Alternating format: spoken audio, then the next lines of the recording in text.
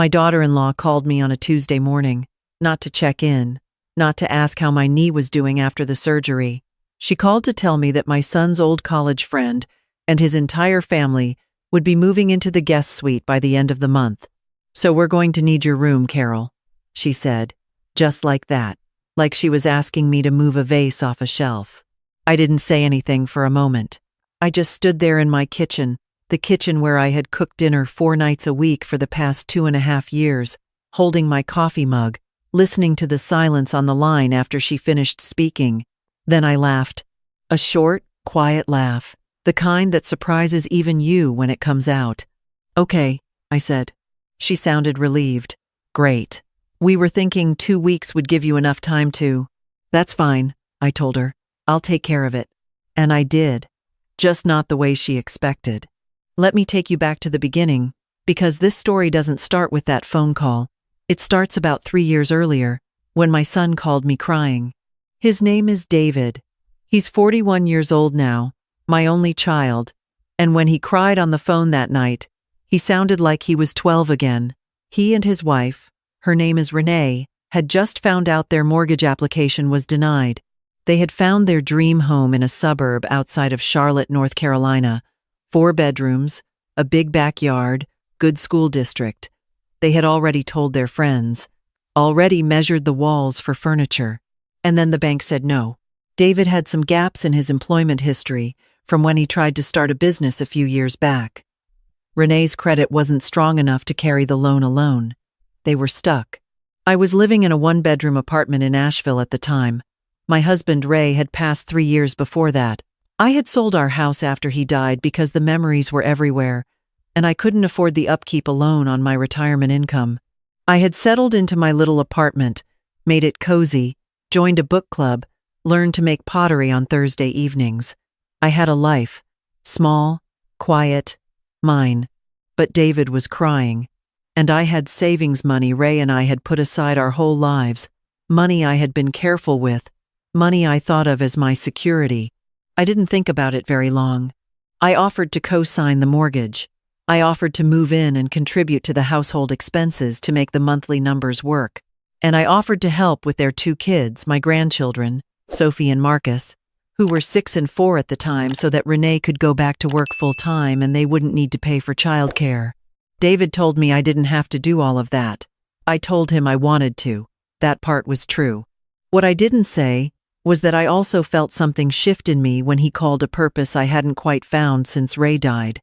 Grandchildren to read to. A family dinner table again. I told myself it would be good for all of us. And for a while, it was. I moved into the guest room in October. It was a nice room, corner windows, good light in the mornings. I brought my reading chair and my good lamp, and a few of the photographs I couldn't part with. I made it feel like mine. I cooked dinner most evenings. Not because anyone asked me to, though no one ever told me to stop. I just liked it. I had always cooked, and it felt natural to cook for a family again. I made pot roast on Sundays. I made Sophie's birthday cake from scratch every year, the lemon one with the buttercream she loved. I learned that Marcus would only eat pasta if it had exactly 3 kinds of cheese, so I made it that way every time. I drove the kids to school on days Renee had early meetings.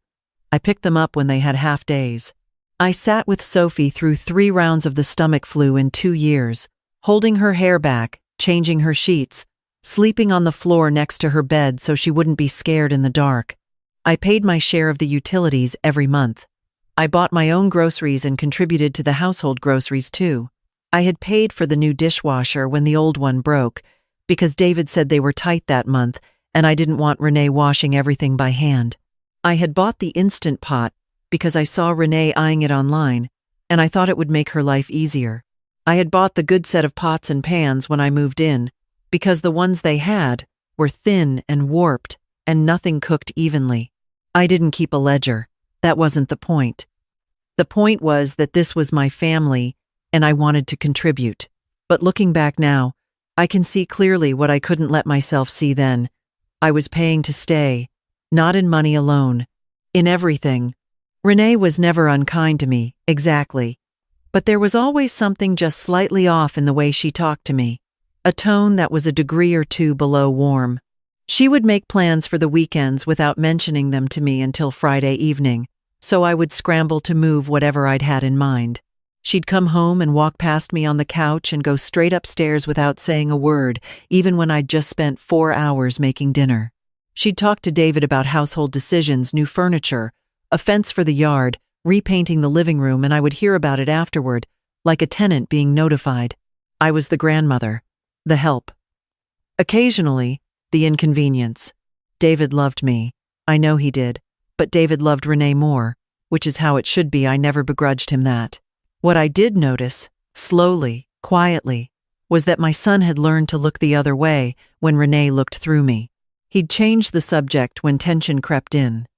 He'd say, "Mom, she doesn't mean it like that," so often it started to sound like a reflex. I told myself I was being sensitive. I told myself this was what it looked like to grow old, alongside your family. A little invisible, a little peripheral, but loved in the background. I told myself it was enough. And then came that Tuesday phone call. My son's college friend, apparently, was going through a hard time. Job loss, financial trouble, a family of 4 with nowhere stable to go. David and Renee had decided to open their home to them. That was generous. I mean that sincerely. There is something admirable about opening your door to people in need. But there were 4 bedrooms in that house. David and Renee had the master. Sophie had her room. Marcus had his. I had mine. And the math, apparently, only worked one way. Renee didn't even frame it as a sacrifice. She didn't say, "We're so sorry," or "We feel terrible about this," or "We want to make sure you're taken care of."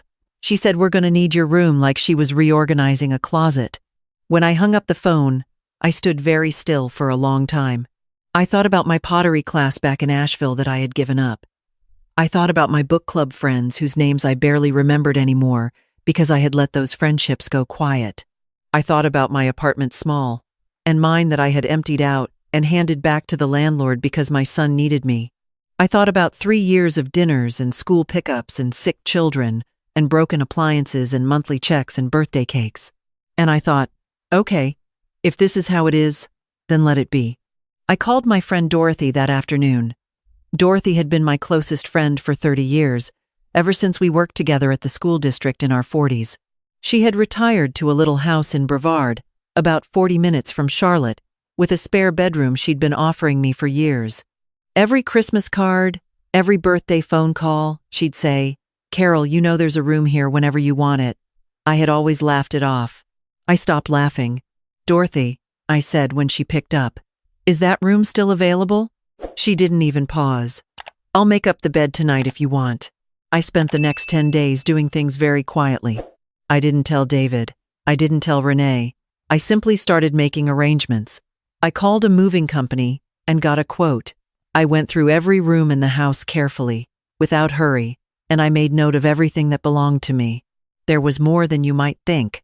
The pots and pans I had bought when I moved in, the Instant Pot I had given as a gift, but I had the receipt, and it had been given to the household, and now I was the one leaving the household, so it was coming with me.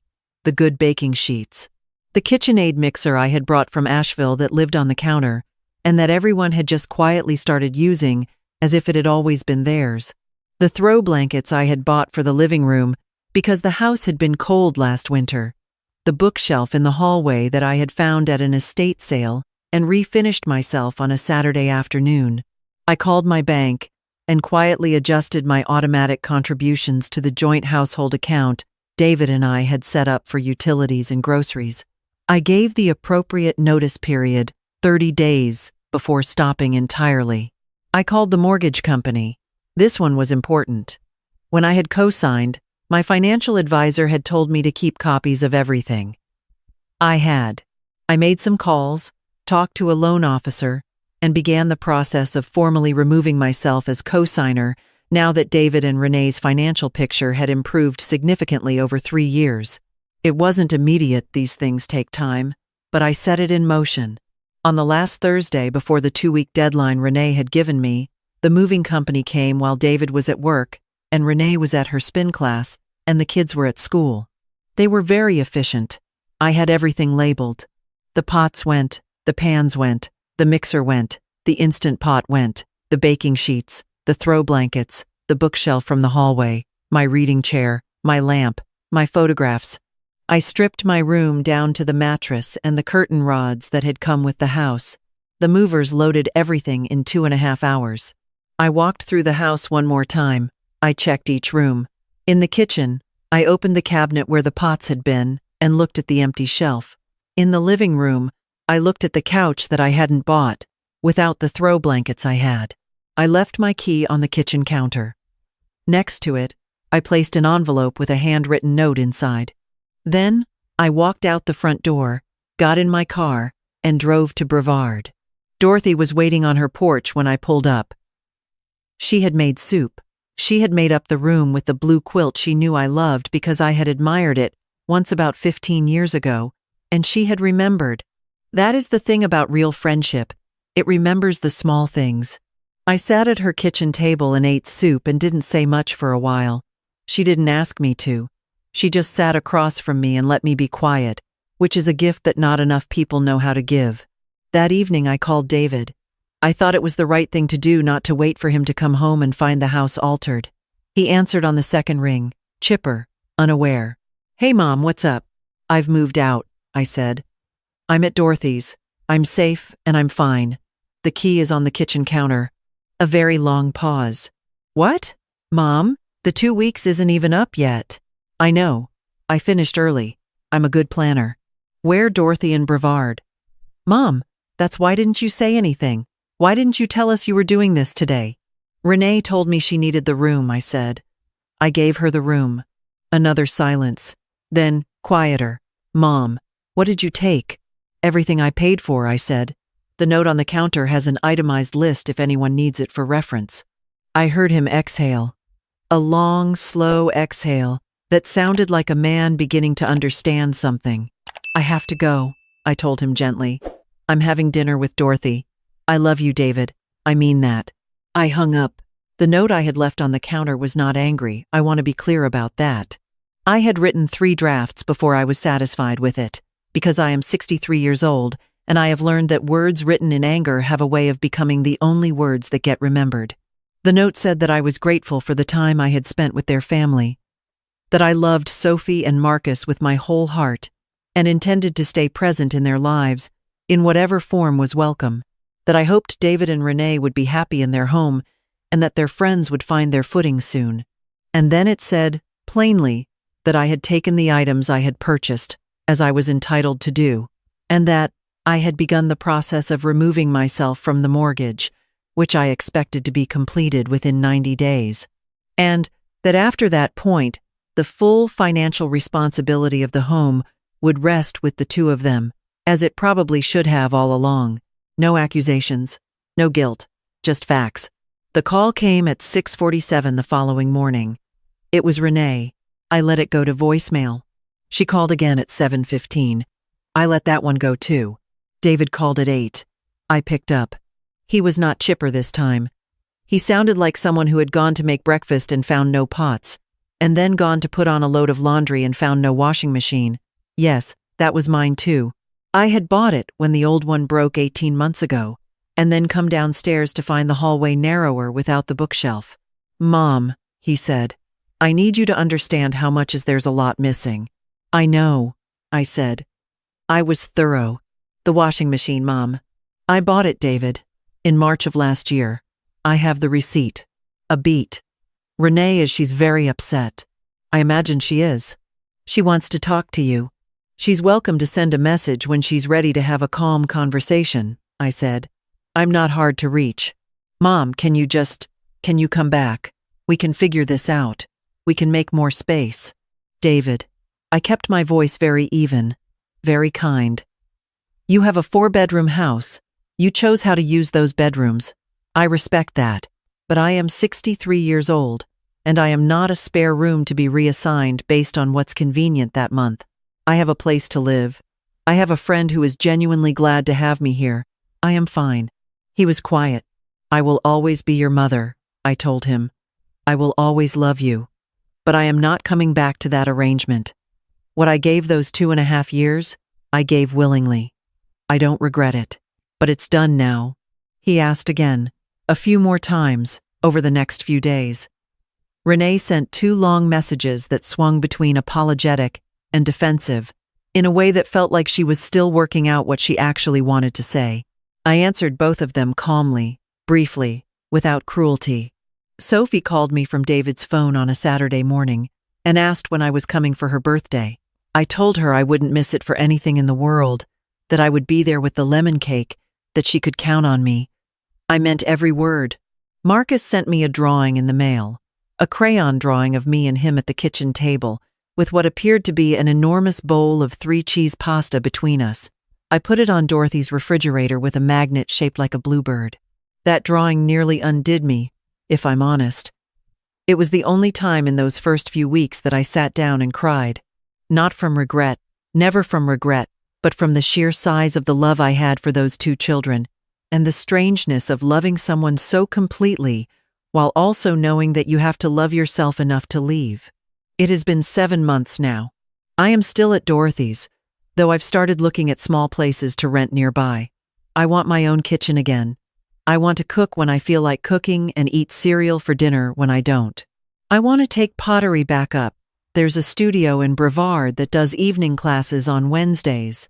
I went to Sophie's birthday. I brought the lemon cake. We ate it at the kitchen table, the 5 of us: David, Renee, Sophie, Marcus, and me. And it was careful and a little stilted, and not like it used to be. But Sophie had frosting on her nose, and Marcus asked for a second piece, and David looked at me once with an expression I couldn't quite name, something between gratitude and grief. Renee thanked me for coming. She said it stiffly, like she'd practiced it. I thanked her back, just as plainly. It's not repaired. I won't tell you it is, because I think you're smart enough to know when a story is leaving things out, but it's honest now in a way it wasn't before. And I find I can breathe more easily around honesty, even when it's uncomfortable, than I ever could around warmth that wasn't real. The co-signing was officially resolved 6 weeks ago. The mortgage is in their names alone. I sleep better, knowing my retirement savings are not tied to someone else's decisions. I paid for my own groceries this week, cooked exactly what I wanted, left the dishes until morning because there was no one to judge me for it. Some mornings I sit on Dorothy's back porch with coffee, and I look out at the tree line and I feel something I didn't feel for most of those 2.5 years. I've been trying to find the right word for it. The closest I can get is free. Not happy exactly.